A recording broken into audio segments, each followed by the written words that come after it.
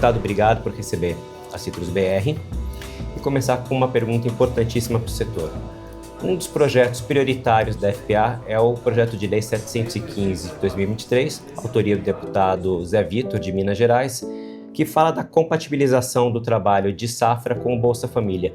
Por que esse projeto entrou como prioridade da FPA? Safristas é algo extremamente importante porque a gente tem um déficit, uma dificuldade de acesso à mão de obra enorme, principalmente nesses trabalhadores temporários de safra. Os benefícios sociais, em que pesem, razoavelmente positivos em algum sentido, eles acabam evitando que a pessoa faça o esforço a mais e possa buscar outra fonte de renda sendo beneficiária, e mais do que isso, se nós, produtores rurais, contratamos sem o devido vínculo empregatício, com carteira assinada, a gente acaba levando multa, Ministério Público do Trabalho, trabalho análogo à escravidão e tudo aquilo. Se o trabalhador, em vários casos, tem a carteira assinada, ele acaba tendo o corte do seu benefício social. O que a gente precisa fazer é aliar as duas coisas. Permitir que a gente consiga ter acesso à mão de obra, mas que esse trabalhador temporário, que vai ficar numa safra de 90 dias e de 180 dias, do que quer que seja, que ele consiga manter o benefício social enquanto faz isso, porque senão a gente não tem mão de obra disponível. Perfeito. Outro ponto do seu mandato também, que o senhor dá bastante ênfase, é a questão do direito de propriedade. No Paraná, a gente sabe isso é uma questão bastante complicada, em São Paulo já foi mais, e ainda assim é um motivo de preocupação para praticamente todo produtor rural. Como que a FPA está lidando com isso? Nós fizemos um pacote anti-invasão, até para a gente estar preparado. Todos os anos a gente tem o malfadado Abril Vermelho.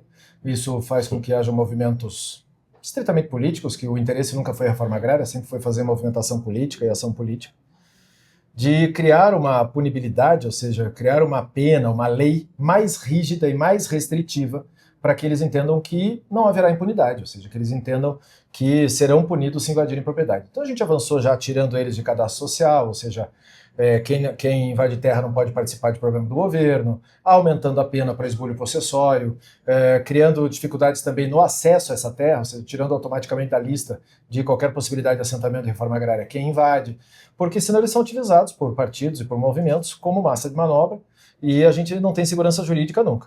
Além disso, os problemas conceituais que nós enfrentamos de questões ideológicas dentro do atual governo.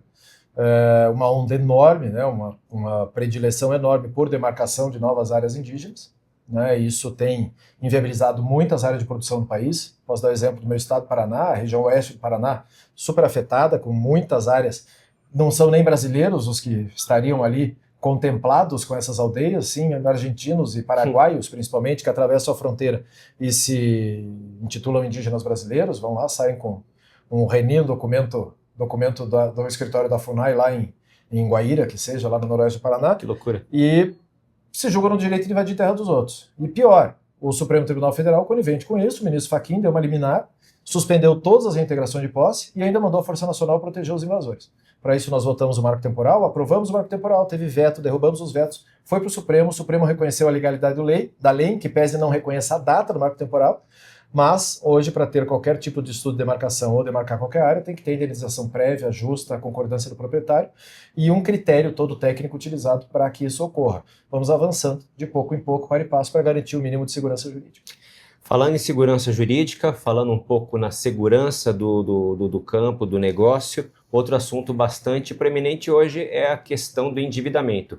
Eu me lembro que já no ano passado, ainda quando os ventos não estavam tão complicados do ponto de vista de mercado, vocês na FPA já comentavam que viam esse endividamento crescendo, embora ainda não houvesse ainda tanta inadimplência. Como que vocês estão olhando agora? A gente alertou, nós percebemos esse movimento, não é culpa do produtor, o que ocorre é que, infelizmente, nós chegamos naquele ponto que não há retorno, em que o custo de produção é maior do que a comercialização, né? Então, não tem conta que feche. Quando você custa mais para produzir algo do que ele tem valor de revenda, você tem prejuízo. Isso é óbvio. Com certeza.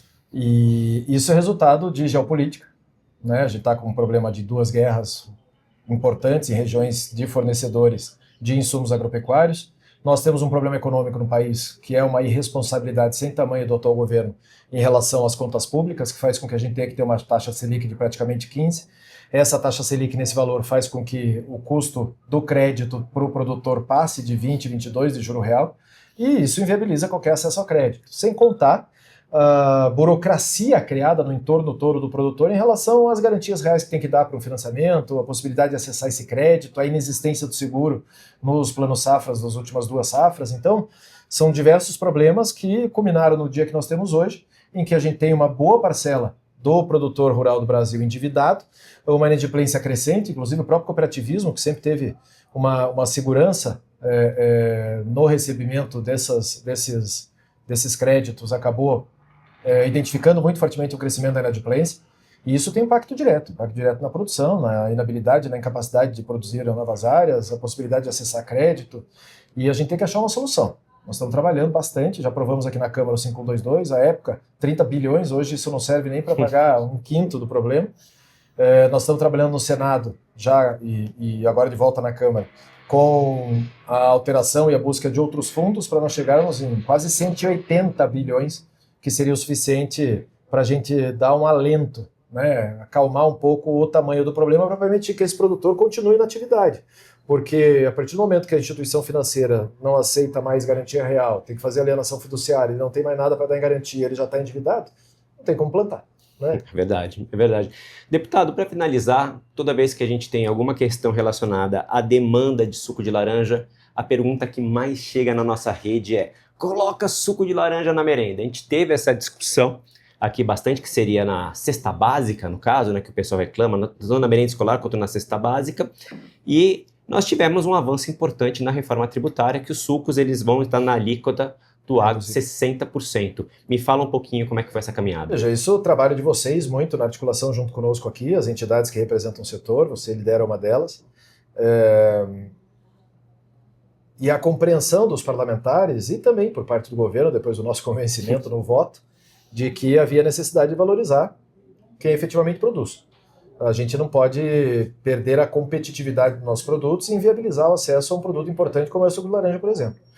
Quando a gente coloca os sucos e os produtos agropecuários na redução, os produtos alimentícios, na redução de 60%, a gente buscou uma alternativa.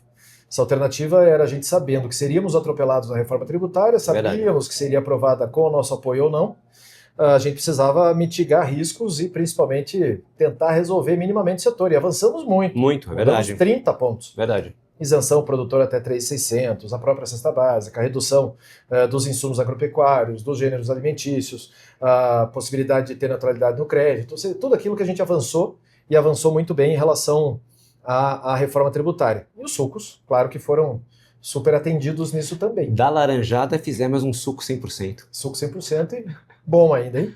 Vencemos, inclusive, questões importantes, como imposto seletivo e tantos outros temas, e que geravam bastante preocupação na competitividade do setor e na viabilidade da produção. E hoje estamos muito bem. Deputado, para quem quiser te seguir nas redes, @ Pedro Lupião, é facinho de decorar. Vamos lá que todo dia tem notícia nova, acompanhamento do nosso trabalho aqui em Brasília.